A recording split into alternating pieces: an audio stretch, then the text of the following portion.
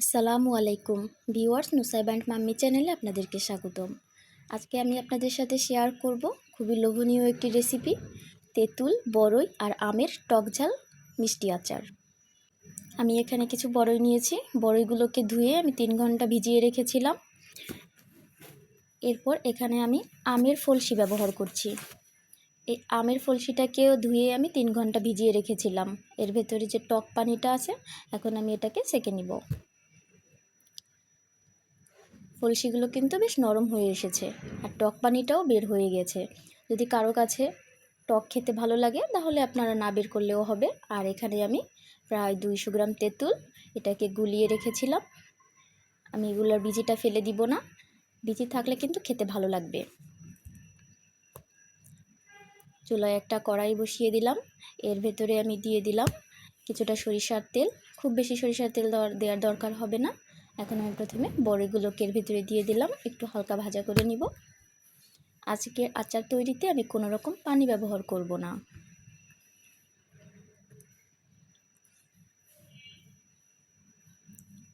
হালকা একটু ভেজে নিলাম।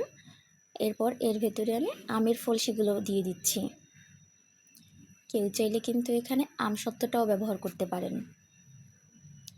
যেহেতু ফলসিটা কাঁচা আমের ছিল তাই একটু টক ছিল, এজন্য আমি টক পানিটাকে বের করে নিলাম। কারো হাতে যদি সময় না থাকে তাহলে কিন্তু আপনারা আমের ফলসিটাকে সিদ্ধ করে তারপরেও টক পানিটা বের করে নিতে পারেন। এখন আমি এর ভেতরে দিয়ে দিচ্ছি লবণ।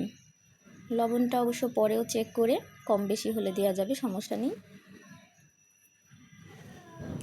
এগুলো আমি অনবরত নাড়তে থাকবো যেন নিচে লেগে না যায়, কারণ এর ভেতরে কিছুটা পানি আছে।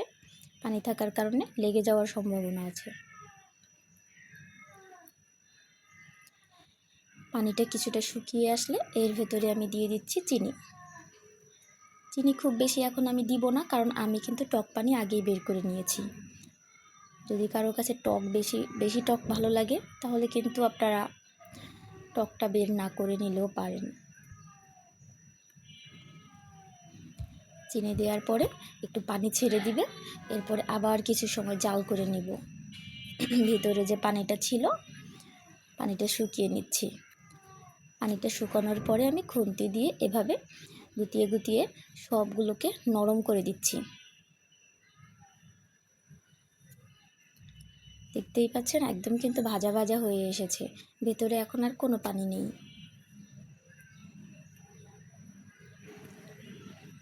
আর বড়ই আর আমগুলোও কিন্তু একদম নরম হয়ে এসেছে। এই পর্যায়ে আমি সেই তেঁতুল গুলিয়ে রাখা দিয়ে দিব। প্রথমে আমি অর্ধেক দিয়ে দিচ্ছি, কারণ কতটুকু পরিমাণ দরকার হবে এটা আমি আগে চেক করে নিচ্ছি। তেঁতুল বেশি দিলে হয়তো টক বেশি হয়ে যেতে পারে। অর্ধেকটা দেওয়ার পর আমার মনে হলো পুরোটাই দেওয়া যাবে, সমস্যা নেই, এজন্য আমি বাকি অর্ধেকও দিয়ে দিচ্ছি। এগুলো দিয়ে এখন আবার নাড়াচাড়া করতে থাকবো। আর চুলোর জালটা মিডিয়ামে রাখতে হবে।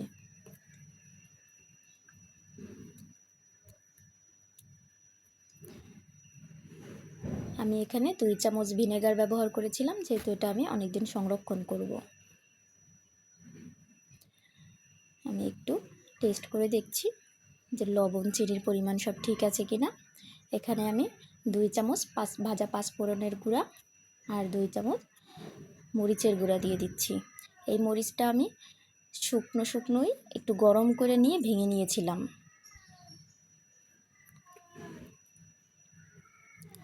এগুলো দিয়ে এখন ভালোভাবে আবার নেড়েচেড়ে মিশিয়ে দিচ্ছি। আমি কিন্তু কোনো প্রকার কোনো এক্সট্রা মশলা ব্যবহার করছি না, যতটুকু দেখতে পাচ্ছেন এটুকুই।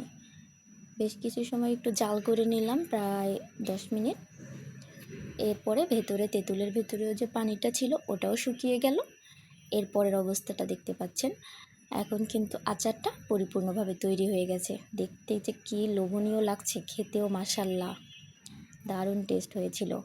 আর আচার দেখলে তো লোভ সামলানোই কঠিন, জিভে পানি আসবেই। আর এভাবে আপনারা বানিয়ে কিন্তু সংরক্ষণ করে খেতে পারেন, বাহিরের আনহেলদি আচার যদি আমাদের না খেতে চান আপনারা।